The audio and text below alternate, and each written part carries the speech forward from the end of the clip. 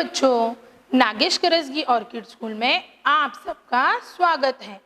मैं सना जरीन हुंडेकरी, आप सबकी कक्षा दूसरी की हिंदी की अध्यापिका। तो बच्चों, हमने हमारे पिछले दशका में क्या सीखा था? सही कहा, हमने हमारे पिछले दशका में पाठ क्रमांक 14 कुएं का मेंढक, इस पाठ का वाचन और स्पष्टीकरण हमने देखा था। तो बच्चों, हमने हमारे उस पाठ से क्या सीख ली थी कि हमें अपने आप पर घमंड और अभिमान बिल्कुल भी नहीं करना चाहिए और हमारी जो छोटी सोच है हमें उसे छोड़ देना चाहिए। हमारे सोच में हमें व्यापकता लानी चाहिए। अगर कोई इंसान हमें अच्छी बात बता रहा है, सही बात बता रहा है, तो हमें उसकी बात सुननी चाहिए, ना कि मैं ही बहुत बड़ा हूँ। ऐसे न सोचकर हमें सामने वाले इंसान की भी बात समझनी चाहिए। तो बच्चों, हम आज के तासिका में क्या सीखने वाले हैं? तो पाठ क्रमांक 14 कुएं का मेंढक, इसके पाठ्य पुस्तक में आए हुए इस पाठ के प्रश्नोत्तरों का लेखन और वाचन हम हमारे इस तासिका में करने वाले हैं। तो बच्चों, अब आप क्या करोगे? आपका जो पाठ्य पुस्तक है उसका पन्ना नंबर 80 निकालोगे। चलिए बच्चों, अब अपने आप पाठ्य पुस्तक निकालिए। देखिए बच्चों, अब हम आज के तासिका में इस पाठ के प्रश्नोत्तरों का वाचन और लेखन करने वाले हैं। तो आप अपनी पेंसिल, अपना रबर साथ में लीजिए और सुंदर हस्ताक्षर में हमें सभी प्रश्नोत्तरों का लेखन करना है। तो चलिए बच्चों, सबसे पहले हम क्या करते हैं? प्रश्न क्रमांक 1 का वाचन करते हैं। अपनी उंगली बराबर से शब्दों के नीचे रखिए और मेरे पीछे पहले प्रश्नों को पढ़िए, समझिए, फिर उनके जवाब लिखिए। प्रश्न 1, सही विकल्प पर सही का निशान लगाइए। हमें क्या करना है? यहाँ पर एक प्रश्न दिया गया है, उस प्रश्न के 3 विकल्प दिए गए हैं और सही विकल्प के ऊपर हमें क्या करना है? सही का निशान लगाना है। तो चलिए पढ़ते हैं हम। क, कुएं का मेंढक कैसा था? हमने हमारे पाठ में पढ़ा है कि कुएं का मेंढक कैसा था। बिना विकल्प के भी आपको इस प्रश्न का जवाब आता है। सही कहा ना मैंने? शाबाश।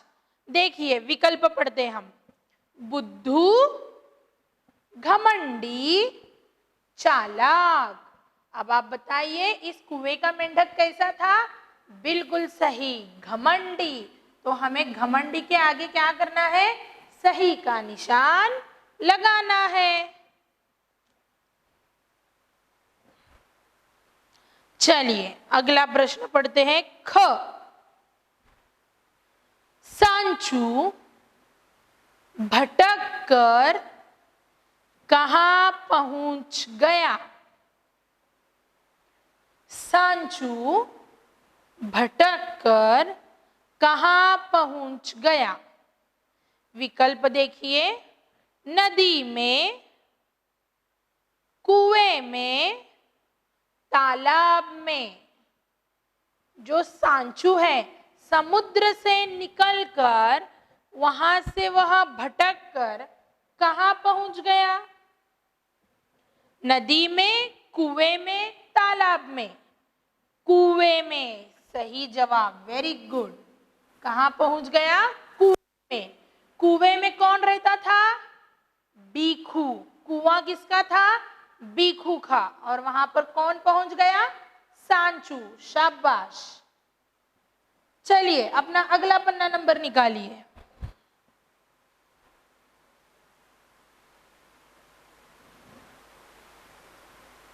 देखिए ग,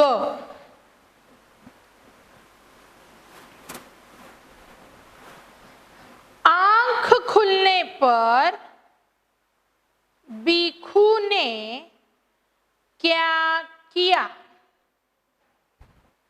आंख खुलने पर भिक्षु ने क्या किया? जब भिक्षु को समझ में आ गया कि कुएं से भी बड़ा समुद्र है तो उसने क्या किया? विकल्प देखते हैं हम, पढ़िए मेरे साथ। नाराजगी प्रकट की, धन्यवाद दिया, खुशी प्रकट की। जब भिक्षु को समझ में आ गया कि उसका कुआं छोटा है और समुद्र बड़ा है, इस सच्चाई का पता जब भिक्षु को मालूम हुआ तो उसने सांचू से क्या किया? उसने सांचू का धन्यवाद दिया। तो धन्यवाद दिया के आगे हमें सही का निशान लगाना है। चलिए अगला प्रश्न देखते हैं हम। प्रश्न क्रमांक 2 क्या है? अपनी उंगली रखकर प्रश्न को पढ़िए।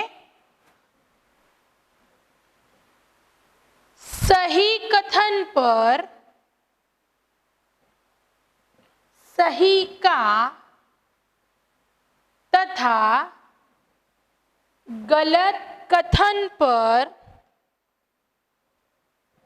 गलत का निशान लगाइए। यहाँ पर हमें कुछ कथन दिए गए हैं, यानी कि कुछ वाक्य इस पाठ में आए हुए हमें यहाँ पर दिए गए हैं। तो वह कथन सही है क्या गलत है, यह हमें पहचानना है और उसके आगे दिए हुए बॉक्स में सही या गलत का निशान लगाना है। तो पढ़ते हैं पहला क। पढ़िए मेरे साथ, अपनी उंगली रखिए। क, भिक्षु नदी का मेंढक था। जो भिक्षु नाम का मेंढक इस पाठ में था वह नदी का मेंढक था। सही है क्या गलत है यह कथन? बताइए मुझे। गलत। वेरी गुड, शाबाश। तो भिक्षु कहाँ का मेंढक था? कुएं का मेंढक था। और यहाँ पर क्या लिखा है? नदी। तो यह जो कथन है यह सही कथन है क्या गलत? गलत कथन है। तो हमें क्या करना है? इसके आगे के बॉक्स में कौन सा निशान लगाना है? गलत का निशान लगाना है। सही कहा, लगाइए। भिक्षु नदी का मेंढक था, यह कथन गलत है। चलिए अगला ख। पढ़िए मेरे साथ। सांचू समुद्र का मेंढक था। जो दूसरा सांचू नाम का मेंढक था वह समुद्र का मेंढक था। यह कथन सही है क्या गलत? शाबाश मेरे बच्चों, यह जो कथन है सही कथन है। तो हमें उसके आगे के बॉक्स में कौन सा निशान लगाना है? सही का निशान लगाना है। लगाइए। चलिए अब हम पढ़ते हैं हमारा अगला प्रश्न ग। देखिए क्या है, पढ़िए मेरे साथ। शहर पर कोई भारी मुसीबत आई है। तो बताइए बच्चों, यह वाक्य सही है क्या गलत है? शहर पर मुसीबत आई हुई थी क्या? हमारे पाठ में भिक्षु और सांचू कहाँ रहते थे? एक गांव में रहते थे। तो यह जो वाक्य है यह वाक्य सही है क्या गलत है? गलत है। शाबाश। शहर पर आई हुई थी क्या मुसीबत? नहीं, गांव पर मुसीबत आई थी। कहाँ आई थी मुसीबत?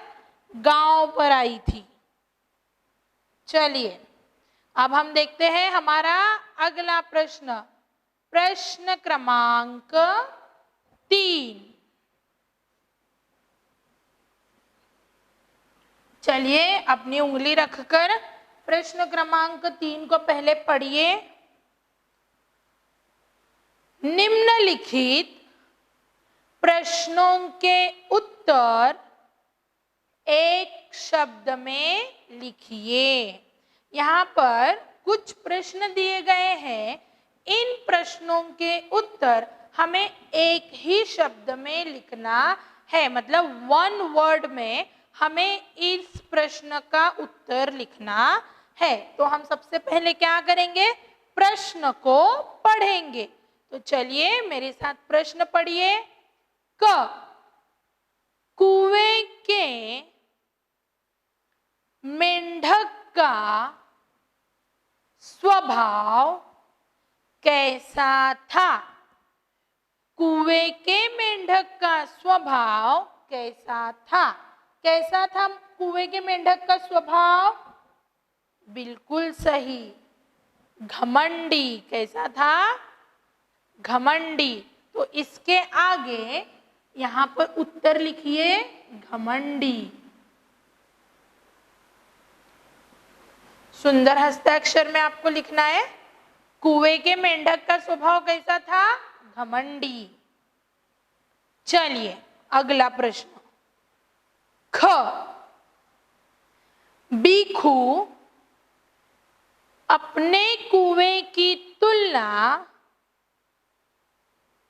किससे कर रहा था? बीखू अपने कुएं की तुलना किससे कर रहा था? बताइए।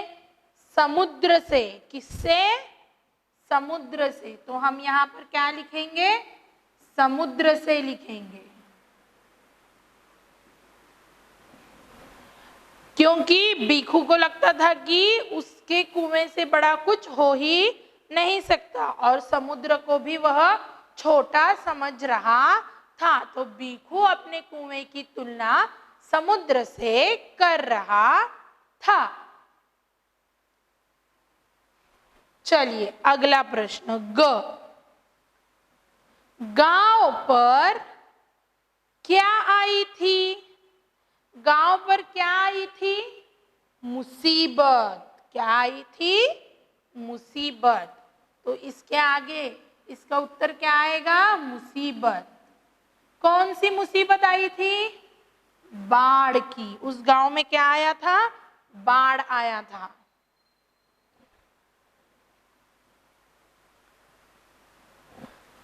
चलिए अगला प्रश्न देखते हैं, प्रश्न क्रमांक 4।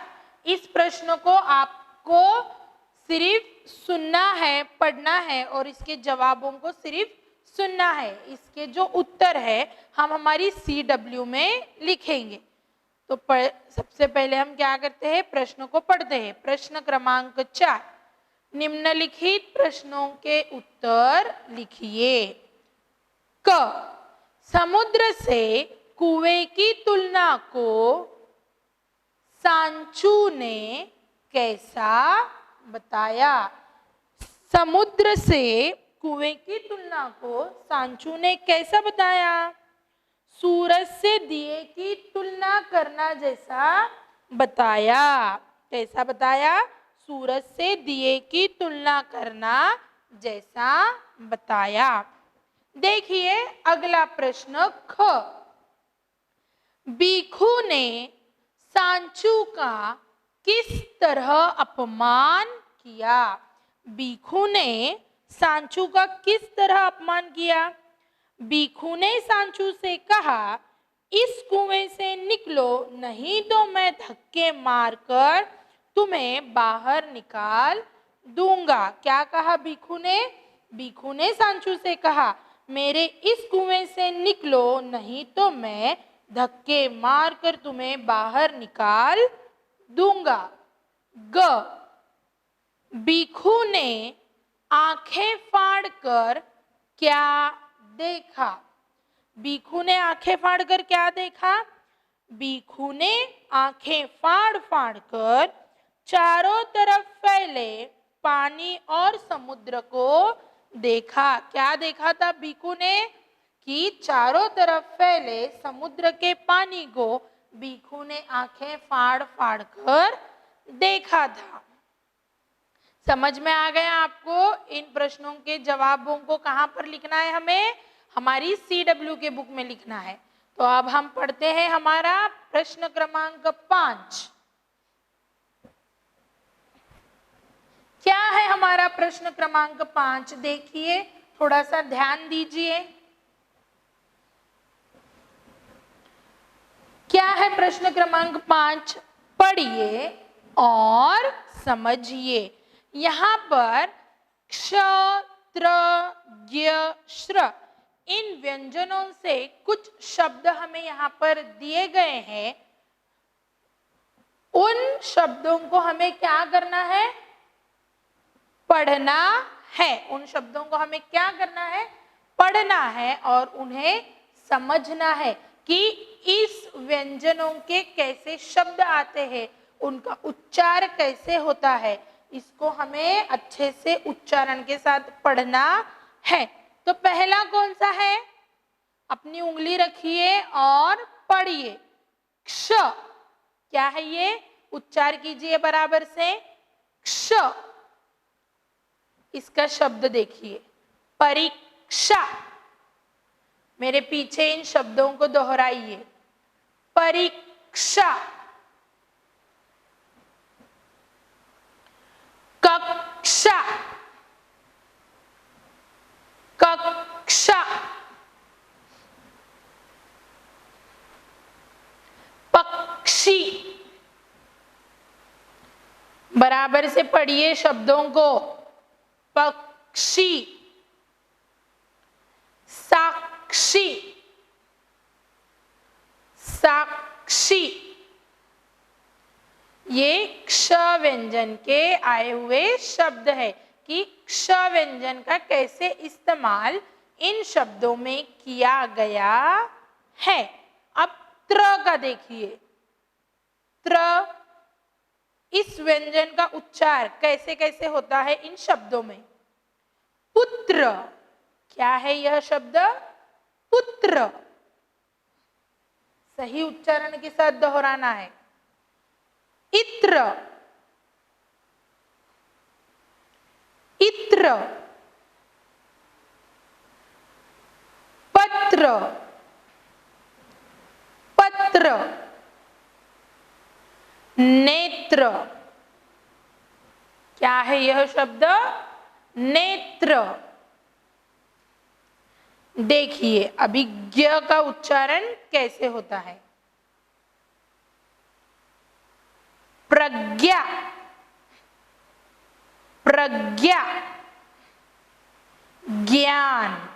कौन सा शब्द है यह? ज्ञान। आज्ञा, आज्ञा। ज्ञात, ज्ञात। मराठी विषय में ज्ञ का उच्चारण न्य करते हैं और हिंदी में इसका उच्चारण कैसे करते हैं? ज्ञ करते हैं। तो हमें मराठी का जब हम उच्चारण करेंगे तो बराबर से करेंगे और हिंदी में इसका उच्चारण ज्ञ करेंगे और मराठी में न्य करेंगे। तो हमें यह फर्क समझना है कि हिंदी में इस व्यंजन का उच्चारण अलग तरीके से होता है और मराठी में अलग तरीके से होता है। तो अब हम इसे कैसे पढ़ेंगे? प्रज्ञा, ज्ञान, आज्ञा, ज्ञात। आपको ध्यान देना है थोड़ा सा। अगला कौन सा व्यंजन है? श्र। देखिए अब इसका उच्चारण कैसे आता है शब्दों में। आश्रम, आश्रम। विश्राम, विश्राम। अगला शब्द पढ़िए, श्रम। कौन सा है यह शब्द? श्रम। आश्रय, आश्रय। तो हमारे इस प्रश्न क्रमांक 5 में हमें क्या बताया है कि हमें इन शब्दों को पढ़ना है और समझना है। आपको क्या करना है? घर पर और एक बार इसको दोहराना है, सही उच्चारण के साथ पढ़ना है। चलिए अपना अगला पन्ना नंबर निकालिए और देखिए हमें यहाँ पर क्या बताया है। क्या है? प्रश्न क्रमांक 6, पढ़िए मेरे साथ। प्रश्न क्रमांक 6, समझकर लिखिए। क्या कहा है हमें इस प्रश्न में? समझकर लिखिए। यहाँ पर हमें उदाहरण के तौर पर एक शब्द दिया गया है और उसका उत्तर भी यहाँ पर हमें दिया गया है, तो हमें उसको समझना है और बाकी के शब्दों के जवाब लिखने हैं। तो पढ़ते हैं क। क्या समझना है? देखिए हमें यहाँ पर क्या शब्द दिया गया है, पहले इसका वाचन करना है, मोर। अब इसका उत्तर क्या लिखा है उन्होंने? मोरनी। मोर, मोरनी। तो हमें समझना है, अब हमें क्या समझना है कि पुल्लिंग शब्दों का रूपांतर हमें स्त्रीलिंग शब्दों में करना है कि चेंज द जेंडर। यहाँ पर जो शब्द आए हुए हैं उनको हमें क्या करना है? स्त्रीलिंग शब्दों में बदलकर लिखना है। तो मोर, मोरनी। अगला क्या है? ख पढ़िए, शेर। तो शेर का उत्तर क्या आएगा? अब मोर का तो क्या आया है? मोरनी आया है। मोर का क्या आया है? मोरनी। तो शेर का क्या आएगा मुझे बताइए? बिल्कुल सही कहा, शेर का उत्तर क्या आएगा? शेरनी। शेर यह शब्द पुल्लिंग शब्द है और शेरनी स्त्रीलिंग शब्द है। तो पुल्लिंग शब्दों को स्त्रीलिंग शब्दों में बदलकर हमें लिखना है। मोर, मोरनी। शेर, शेरनी।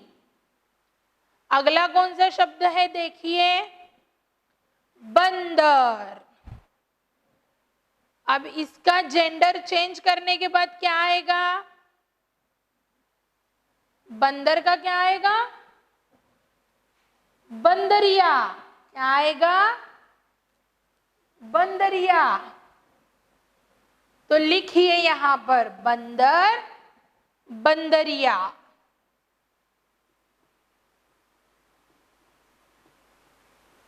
बंदर, बंदरिया।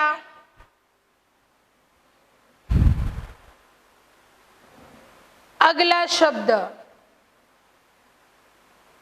हिरन। अगला शब्द कौन सा है?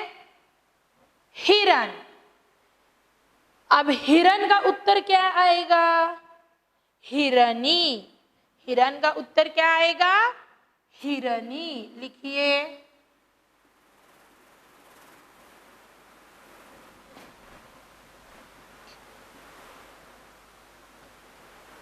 हिरन, हिरनी।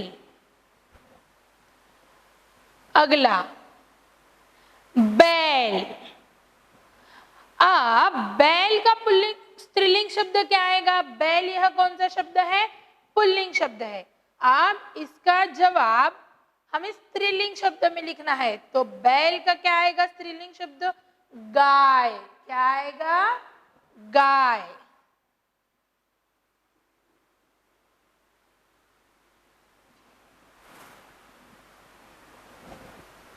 अगला कौन सा शब्द है? देखिए, चूहा।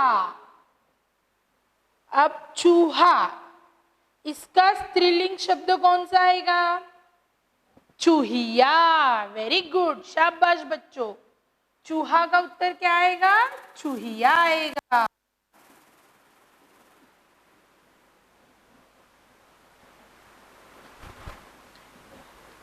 सुंदर हस्ताक्षर में लेखन कीजिए और मात्राएं बराबर से दीजिए। बड़ी मात्रा है कि छोटी मात्रा है, कौन सी मात्रा कहाँ पर है, उसको ध्यान देकर लिखिए। चूहा, चूहिया। देखिए अब हम फिर से एक बार इन शब्दों को और इसके जवाबों को हम दोहराएंगे, इसको पढ़ेंगे। पढ़िए, मोर, मोरनी। शेर, शेरनी। बंदर, बंदरिया।